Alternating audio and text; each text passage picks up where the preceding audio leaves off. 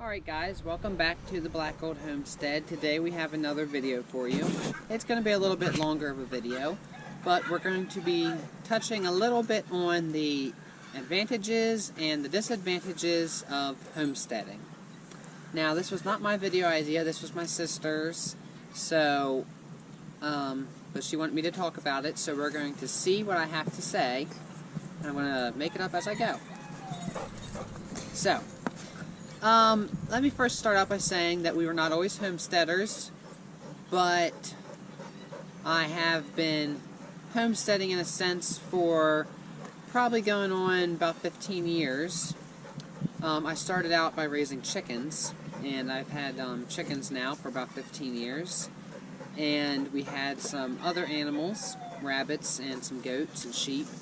And we've always gardened, and then it progressed as we went along. And that's how we kind of started homesteading, you know, growing our own food and being in touch with nature more and gardening and raising livestock. But there are many good advantages to homesteading.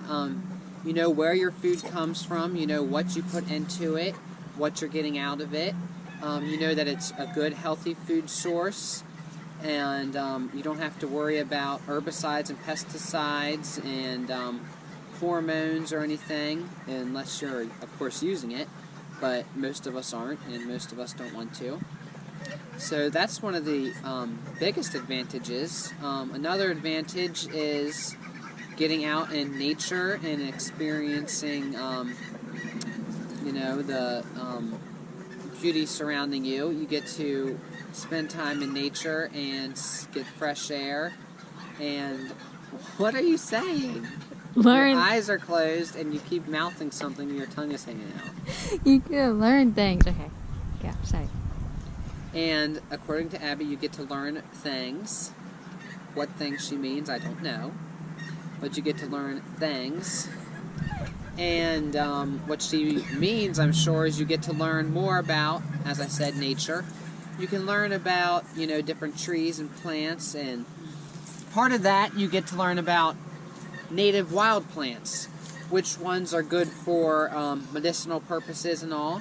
You get to learn about the different seasons and the wildlife, and you get to learn through trial and error, gardening and all, and raising livestock.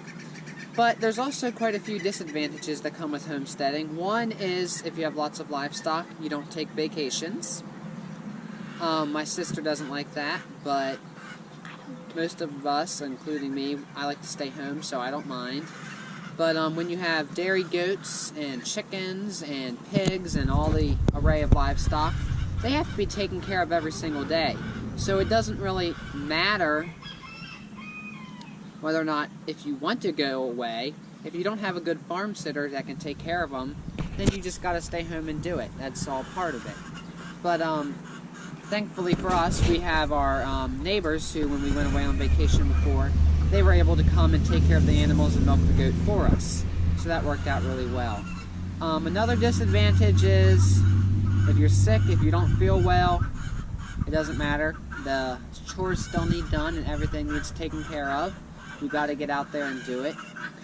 But at the same time, getting out there in the fresh air and taking care of the livestock and tending the garden and all oftentimes makes you recover faster because you're out in the fresh air. But that's basically the main ideas that I can think of here for this video. I hope you guys enjoyed, and thank you for watching, and have a great week.